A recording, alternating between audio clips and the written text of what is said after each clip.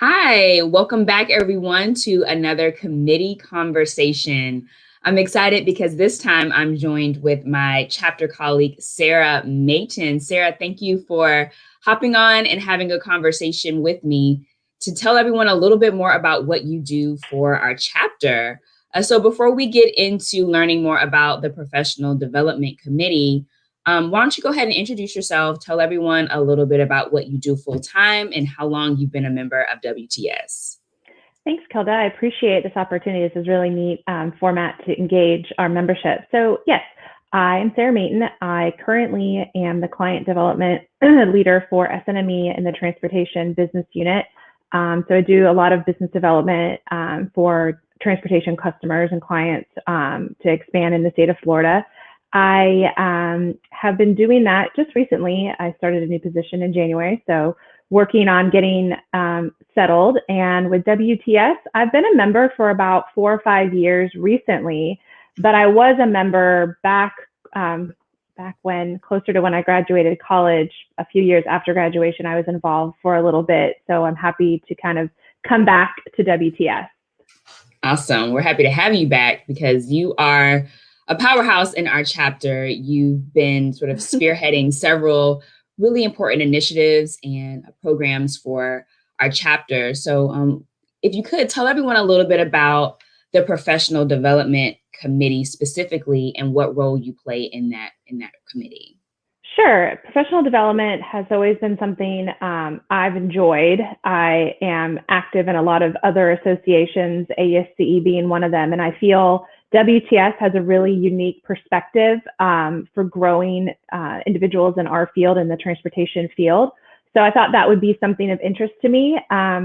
Professional development, I'm the chair. We're a little bit of everyone in WTS, helps each other. So that's really why I love all of the folks that are involved. I've met so many different people, reconnected with colleagues for work and then socially as well. So I really like that. So professional development helps us grow.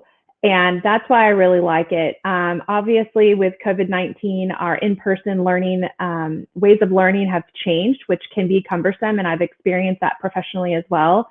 And my old job, I did a lot of training, and transferring to web-based training has its own set of challenges for engagement. And I feel professional development has had the same challenges.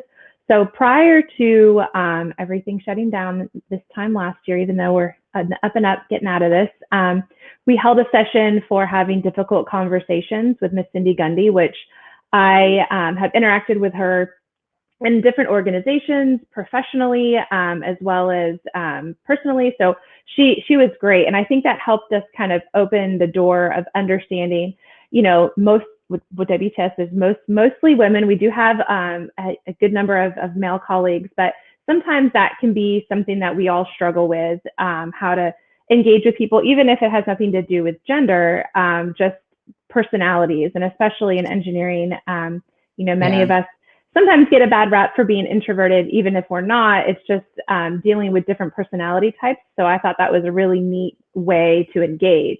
So we're looking to expand our portfolio of ideas of what to do for professionally. And I think especially many of us are professional engineers. We have a lot of members who are planners. So we're working to get ways to expand our continuing education because obviously we have to do that for our professional accreditation, but we're all in engineering. I feel like we're always looking to learn. So we started some new ideas. We've got, a book club that's come up, which has been pretty interesting for me because I'll be the first to admit I'm not a long-term reader. I read, I think the last book I read was Barack Obama's book. So I don't read. Yeah, it's really good. I don't read a lot. When I used to travel for work, I would read more, but I don't know. I never got into reading for pleasure. I usually read nonfiction type things about things that I'm interested in, not really novels or things like that. So that was something I was like, okay, this is going to challenge me personally. So I felt there are other people out there, especially during the pandemic. Everyone was trying to maybe better themselves in ways just to kind of get through not being able to see people. So I think that's a really good way to engage. So I'm excited for 2021 in ways that we can kind of further our reach. I think some ideas that I had put together before the pandemic. We're doing more of like a speed dating marketing, because a lot Ooh, of us fun. a lot of us know each other, through bits and pieces. But a lot of times those connections are helpful when you know someone, what they do outside of work, what their interests are, so that you have more of a friendship and a trust. And I feel especially in the world of AEC, we need to have that trust for our partnerships, for these large contracts that we're going after. And it always is helpful when you know someone is there and willing to listen and help. So kind of getting a little more in the weeds of what people do, and obviously professional services that the companies they work for offer. But knowing someone on a personal level, I think always allows the conversation to be expanded. And there are some techniques through different sales training, through like Sandler sales training, helps you to engage folks maybe in a different way, especially if their personalities are a little bit different than yours, understanding how to reach them. So those are some ideas that I've kind of thought up of, now that we're kind of getting back to face to face. Hopefully. That's awesome. That's awesome, Sarah. I Yeah. definitely remember our last event that you mentioned right before things shut down last March with Cindy. And that was an awesome event. It was sort of therapeutic in a way, I think, for several of us who attended. Yeah, it was amazing. So I'm really excited about what you and your team have planned for this coming year. Sarah, you do a lot as far as leadership within your firm. Of course, you have a family and you're very active in the chapter. How have you in the past been able to balance it from a time commitment perspective? And how do you see sort of balancing it in the future? Is it a heavy lift, or have you found it to be pretty well manageable with your other commitments? Well, as we were chatting before we started the video, my husband also works at home. So we're always kind of like, who's doing what? But I attended a virtual event with my old industry in the concrete pipe world.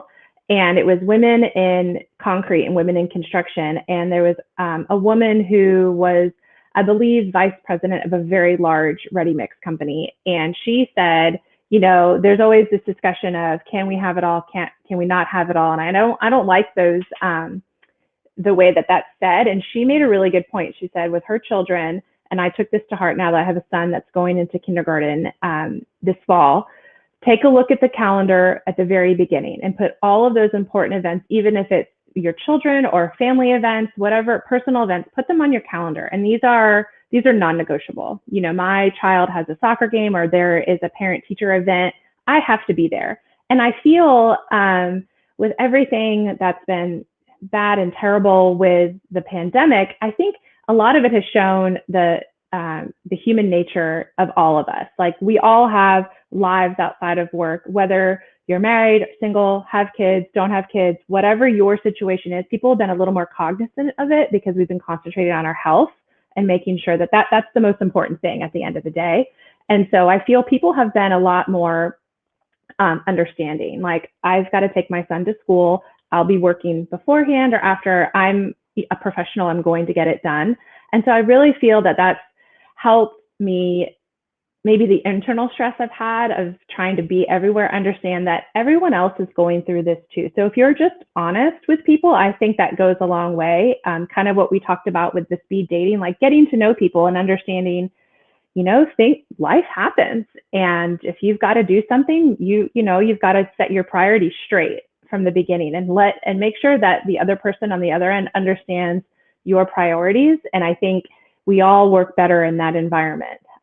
So it is challenging. I think it's not necessary to sugarcoat it, but knowing who comes first in your life professionally and family, that makes a huge difference when you're planning out your days and weeks.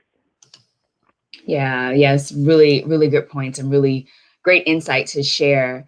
And as far as sort of your role within the chapter, it sounds like there's enough to sort of go around. So even if someone necessarily doesn't have a ton of time to commit to the chapter, there's still a way that they can get involved in the committee and still add value. Absolutely. It's easy to know your own ideas, but everyone has different perspectives, different companies they work for and events they have attended or ideas. Even in my own company, when we have our planning calls in the beginning of the week, people come up with different ideas or things, how we could, do things better. There's always a different way, especially that's the kind of the great thing we like about engineering. There's a million ways to do something. So let's share ideas. So same thing with professional development. I would love to hear different perspectives, what ideas people have to, push us to that higher level of learning and push us to that higher level of expectation for ourselves. And that's really what I feel professional development means. Looking internally and seeing how we can be the best version of ourselves. So whatever that means to someone else, yes, I would welcome ideas. Yeah, it doesn't take a lot of time. A quick email here or there, and then we have a lot of great people on our that are committee chairs and within the organization that are willing to kind of lend a hand, because we all want to see the success of our chapter. Yeah, absolutely. It's very collaborative, and there's a lot of synergy with our board members and our other committees. So, Sarah, that kind of wraps up our conversation. Before we leave, any final words that you want to share to anyone who may be interested in joining your committee, or anything else that you want to share with potential committee members?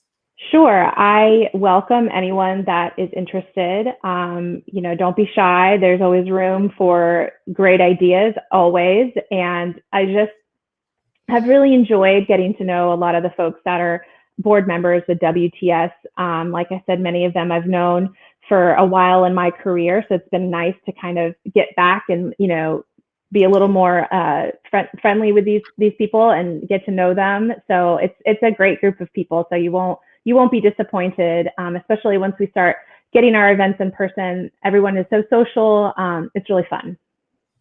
Yes, we work hard, but we have fun as well. Yes. We definitely know how to have a good time. So, Sarah, Yes, thank you so much for joining me for this conversation.